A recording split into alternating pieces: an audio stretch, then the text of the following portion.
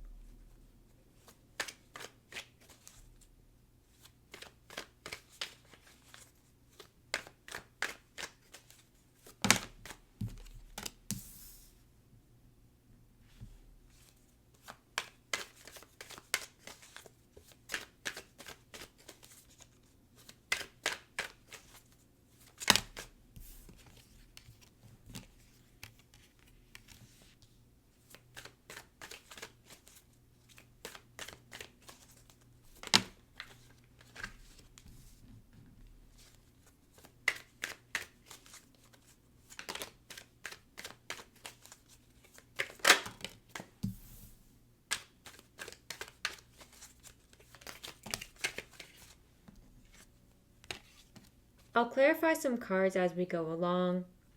and if I feel the need to.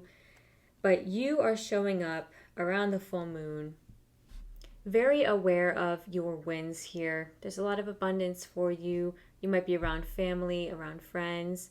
You might be like in a new home or just spending a lot of time in your home in celebratory ways. And it's a sense of feeling accomplished, feeling like there's a future that is sustainable, that is long term, that is comfortable and joyful and abundant for you. I'm really getting the sense of like building a future, building a home, building a family. It's this nice, warm, hopeful energy here, and that's how you're showing up. Very hopeful. You're excited. There could be like recent developments in your personal life that have like caused this to happen. During this full moon, you are probably feeling a little bit more closed off, not in the sense of, not relating to people, not having fun around people, not being around people, but you might just feel really introspective and reflective about your purpose, about what your North Star is, where you're going in the future, what your path is going to look like. It's like you're processing how to move forward with the newness coming in. This is the kind of energy where you're shutting yourself in your room at night to meditate and be like, okay, how can I get to where I need to go spiritually, emotionally? Say, for example, you want to, I don't know, have a child, but you feel like you are not ready emotionally. And this is you kind of taking some intense quiet time to yourself and just getting to know yourself better, because maybe you're thinking, well, do I want a child? Is this the right time to have a child? If I do want to have a child, how can I make this a reality for myself? And so you're thinking about what you want for your long term, and you're trying to make it into reality. This full moon is really urging you to sit down and be like, okay, if that's what I want to do with my life, then how could I bring that into reality? The hermit here is on the higher spiritual path. This is somebody who is being called to their higher purpose. And it's possible that your higher purpose is being made very clear to you around this full moon. I don't know, maybe you volunteer and you're feeling like it lights you up and it brings you so much joy. Whatever you volunteer in might be something that you want to look at as a career, as a long-term thing. It's even something as low-key and simple as just feeling super reflective about your life, about your emotions, about how you feel, about where you want to go in life, about what you think your higher purpose is, what your higher calling is. Why am I here on this earth? It's like something as low-key as just feeling like those themes are coming up in your thoughts. Because they gave me a picture just a minute ago, of somebody just kind of sitting and like looking out onto the sky, and that's it. Like, so it doesn't have to be this dramatic, like, okay, like this is the emotions that are hitting me during the full moon, and it's the full moon. It's like, no, it doesn't have to be so drama. Like this energy might just show up and kind of be like poking you and prodding you and just kind of pushing you in this direction of thoughts. The lesson for you here, you've got the Seven of Wands, Queen of Cups. It's like you fight to get yourself heard. It feels like sometimes they're letting me know. You fight to feel heard. It doesn't feel like it's good for you, healthy for you. People in your life, I will say this, people in your life, if you have to fight tooth and nail to get yourself heard or to have them respect you, respect your boundaries, they're not people that should be in your life. They're not friends. They're not good people to have around, because, anybody who loves you will just sit down and listen to you. This is a more like undercurrent here, but the sense that you have trouble opening up to people, opening up to your vulnerability, because the Queen of Cups is here. Queen of Cups has a beautiful, rich emotional world. It's full of emotions, but her emotions can be like really overwhelming. That's how you approach your emotional world sometimes. Like you don't want to be overwhelmed by it all. And so because of that, you kind of keep it at bay. You don't really look at it. You don't really think about it. And the lesson here is learning actually to open up to your emotional world. It's letting go of the fighting. So it's not healthy for you to keep pushing things down at this time. Let them come up, deal with emotions as they come up, be patient, give yourself grace.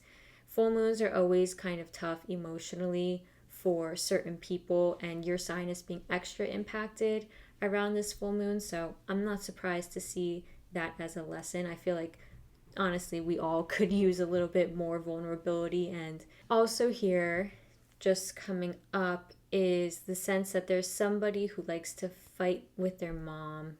You might like to fight with your mom, you might not get along with your mom, or like a older feminine figure in your life. You and them might clash heads.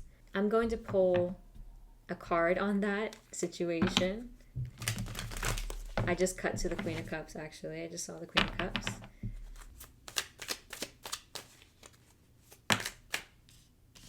Ace of Pentacles. It's like there's a new Hierophant. Yeah. It's like this person tries to help you, or they come from a good place, or when you talk to them, you're coming from a good place. And there's an opportunity for like a new slate to be kind of like, for the slate to be wiped and for there to be a new path moving forward with this person. But it's about implementing not better behaviors when you're around them, but understanding how they operate, like how your mom operates or how this figure operates, and kind of knowing how to tweak your own behavior. So for example, like if they say something that triggers you, getting up and leaving the room instead of engaging in conflict, something like that. More of what's coming through with these two cards, there's a lot here. Working this need to fight off your emotions with a therapist. Like somebody here can help you, somebody who's caring, compassionate, loyal to you, and who can hold your emotions. Like this person can hold your emotions for you so that you can get them externally out. It's like they are able to almost like, as you see this Queen of Cups is holding this little, I don't even know what the hell that is, but it's signaling that she can hold your emotions there. It's like she can be the protector of your emotions, and that's what you need in order to open up and sort things out. Also, if this is somebody who, again, you come into conflict with, it's also about standing your ground with them and not falling into, like this person could be kind of smothering, could be kind of like over the top, they're too much. You know, if you say that to them, maybe they, you know, like cry or they're really upset. So you can't technically say it to them. It's this very complicated thing, you know. So if they challenge you on something, it's about standing your ground in a way that can mitigate the like conflict that's going to come from that. So like if they say something to you, for example, that is triggering, you can just be like, okay, well, I don't agree with you and I'm going to leave now because I don't agree with you in this. I don't want to continue this conversation. I'm going to leave the room. How you can find comfort and joy around this time is tapping into your sense, again, of planning here. The King of Swords loves to plan, loves a pros and cons list, but is really into the nitty-gritty, the details, loves to communicate, is really up there in their head, loves to create new ideas. So it feels like you have a lot of ideas flowing through you for the future. You know, you got the Hermit here, this Ten of Pentacles. It does feel like you are planning things forward. You've also got the Hierophant and the Page of Wands, which is telling me that you're thinking about things differently. You might be going through a sort of, how do I say this? Social or cultural milestone. So getting married, having kids, signing house papers, like you're signing papers to, get a home, because it feels like a new journey with this Page of Wands, and it's exciting. And so that's where you can find your joy and your comfort. You are being guided to get to know your emotions better. The Page of Cups is on this journey of becoming the King of Cups and is the student of their emotions. They're learning how to manage emotions. They're learning how to not get lost in their emotions. So you're being encouraged to go on this learning journey, being accepting of your emotions as they come up, not pushing them down. And it's just going to be a natural learning. Eight of Pentacles, it's just going to be a natural learning process for you to just get used to how to manage your emotions instead of fighting them off and ignoring them.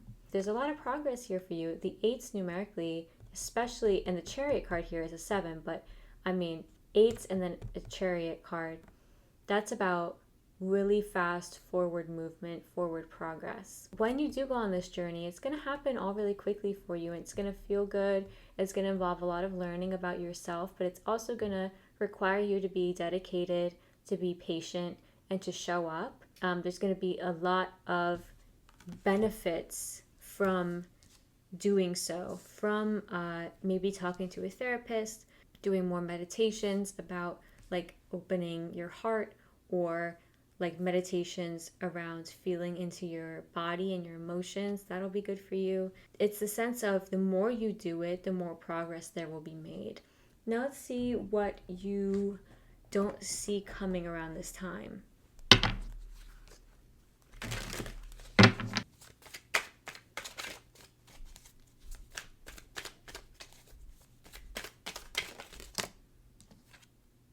Page of Swords. You're going to be learning how to communicate your emotions better as well. Putting your emotions into communication, letting people know what's good.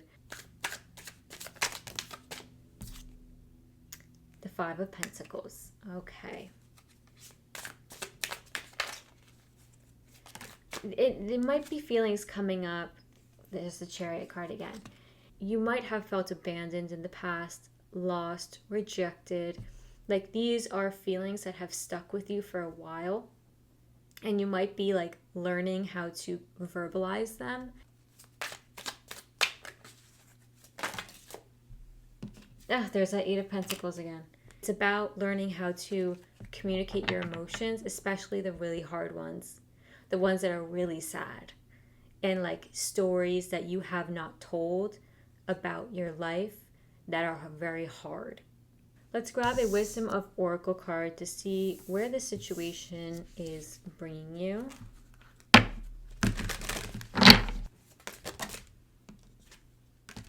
Building blocks. Building a better foundation for yourself.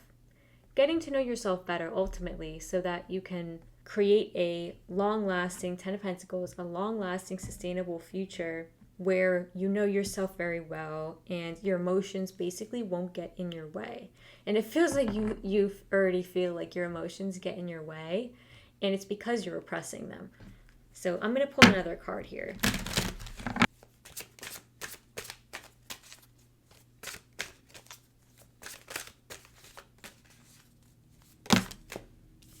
Here and now. Yeah, being present, being in the current moment, not caught up on the past, not caught up on the future. Now let's see a Tree Keeper's Oracle card to see any kind of energy that you're being asked to embody at the moment.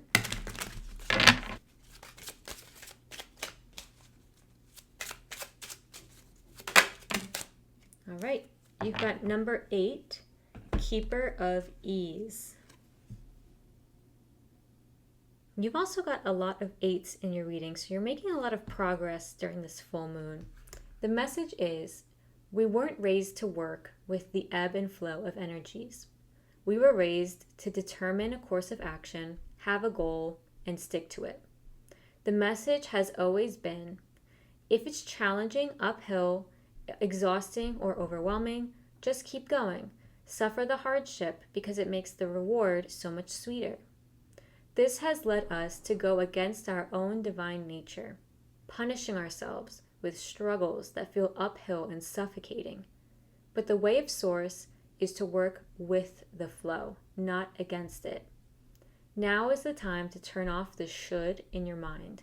Turn your energies downhill. Let go of the idea that your dream or decision requires you to toil. Yes, you are in for hard work and commitment, but no, you don't get extra points for suffering. Let others have that battle. It's your time to relax, call on your invisible allies, and let Source and its flow be your partner in this achievement. Okay, Taurus, I hope this reading was helpful for you. If it was, please consider liking the video, subscribing to my channel. I hope you have a lovely rest of November, and I'll see you next time for the December monthly reading.